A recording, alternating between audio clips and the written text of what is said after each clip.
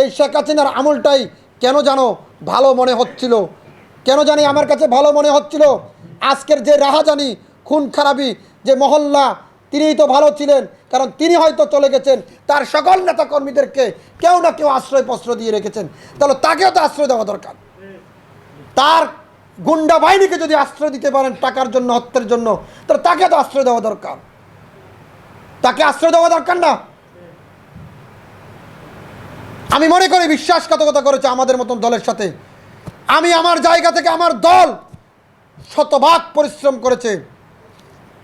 Doctor Mohammad Yunus সাহেব, আপনাকে বলছি, আমরা আপনাদেরকে বসিয়েছি, ছাত্র আপনার সাথে বসিয়েছে।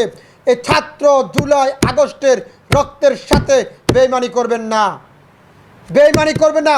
যেই সকল রাজনৈতিক দল জুলাই আগস্টে আন্দোলন করেনি, তারা আজকে ঐক্যমত কমিশনে কিভাবে তারা বসার সুযোগ পায়, এটি আপনাদের কাছে আমার প্রশ্ন। বিএনপির কিছু সিনিয়র নেতৃবৃন্দ আমাদের কিছু রাজনৈতিক দলের সাথে তুচ্ছ তাচ্ছিল্য করে ব্যবহার করে, আমাদের সাথে বৈষম্য করে। কেন? গত 15 বছর, 5 বছর, 10 বছর জুলাই আগস্টে আমরা কি বিএনপির সাথে একত্রিত হয়ে রাজনীতি করি নাই? আমরা কি মাঠে নামি নাই? যখন বিএনপির সাথে 5 জন লোক নামার শক্তি ছিল না, আমরা তখন জানান দিয়েছি, আমরা তখন আমাদের সামর্থ্য অনুযায়ী রাজপথে নেমে জেল, জুলুম, হামলা মামলার শিকার হয়েছি। এখন কেন আমাদের মতন রাজনৈতিক দলগুলোকে তুচ্ছ তাচ্ছিল্য করে ব্যবহার করবেন? ক্ষমতার ভাগ 280 ভাগ আপনারা নিয়ে যাবেন, 1 ভাগও কি রাজনৈতিক অন্যান্য দলের জন্য পায় না? আমাদের সকল কিছু পাওনা দাওনা বুঝিয়ে দিতে হবে। আমি শেষ করে দিচ্ছি। নির্বাচন তফসিল ঘোষণার আগে আমাদের সাথে প্রধান উপদেষ্টার বৈঠক করতে হবে।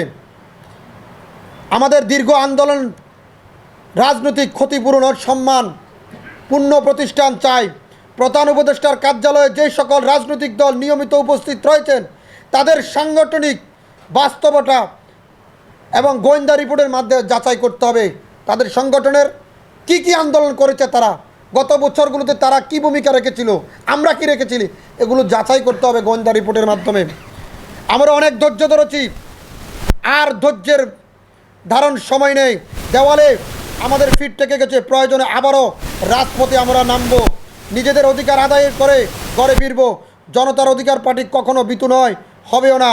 আমরা সবসময় সত্য, ন্যায়, গণতন্ত্রের পক্ষে ছিলাম। আজ সারা দেশে সংস্কারের কথা বলে যারা নিজেরাই অস্বীকৃত চর্চা প্রতিচ্ছবি, ছায়া সংসদে বসে চা খেয়ে গল্প করে রাজনীতি হয়, তা দেশের কোনো পরিবর্তন আনতে পারে না। দেশ জুড়ে চলছে চাঁদাবাজি, সন্ত্রাস, বৈষম্য, অস্থিরতা। আমরা আর অপেক্ষা করব না। দেওয়ালে ফিট থেকে গেছে, আমাদের ধৈর্যের বাঁধ ভেঙে গেছে। আজ যখন আন্দোলনের নতুন ধারা গড়ার কথা হচ্ছে, আমরা দেখি যারা ত্যাগ করেনি, রাজপথে ছিল না, তাদের সঙ্গে বৈঠক হয়।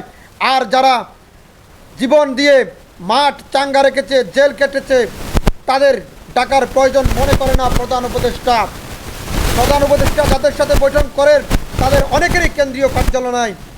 তাহলে আমাদের মতন দল যারা জীবন দিয়ে চোখের পানি ঢেলে আন্দোলন চালিয়ে গেছেন, কেন উপেক্ষিত?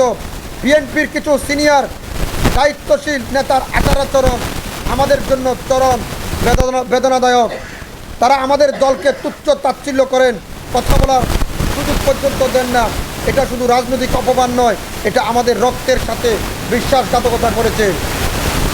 পরিশেষে শুধু আমি এতটুকু বলবো যে আমরা যে কষ্ট করেছি, পরিশ্রম করেছি, প্রত্যেকটি রাজনৈতিক দল, সামাজিক দল এবং বাংলাদেশের তৃণমূল পর্যায়ে বিএনপি বলেন, জামাত বলেন বা অন্যান্য রাজনৈতিক দলের নেতৃবৃন্দ বলেন, যারাই আন্দোলন সংগ্রামের সাথে সক্রিয় ভূমিকা পালন করেছে, তারা যারাই দায়িত্বশীল ভূমিকা পালন করেছে, জেল, জুলুম, হামলা মামলা স্বীকার করেছে, একজনের রক্তের সাথেও যদি বেইমানি করা হয়, এই বাংলাদেশে নির্বাচন করে সরকার গঠন করা হবে, কিন্তু সেই সরকার হয়তো বেশি দিন টিকবেন না।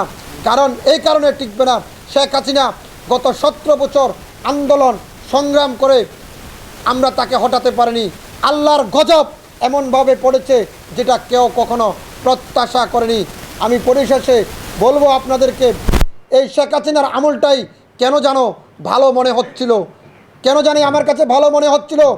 আজকের যে রাহাজানি খুন খারাপি যে মহল্লা তিনিই তো ভালো ছিলেন, কারণ তিনি হয়তো চলে গেছেন, তার সকল নেতাকর্মীদেরকে কেউ না কেউ আশ্রয় পস্ত্র দিয়ে রেখেছেন, তাহলে তাকেও তো আশ্রয় দেওয়া দরকার। তার গুন্ডা বাহিনীকে যদি আশ্রয় দিতে পারেন টাকার জন্য, হত্যার জন্য, তাহলে তাকে তো আশ্রয় দেওয়া দরকার। তাকে আশ্রয় দেওয়া দরকার না?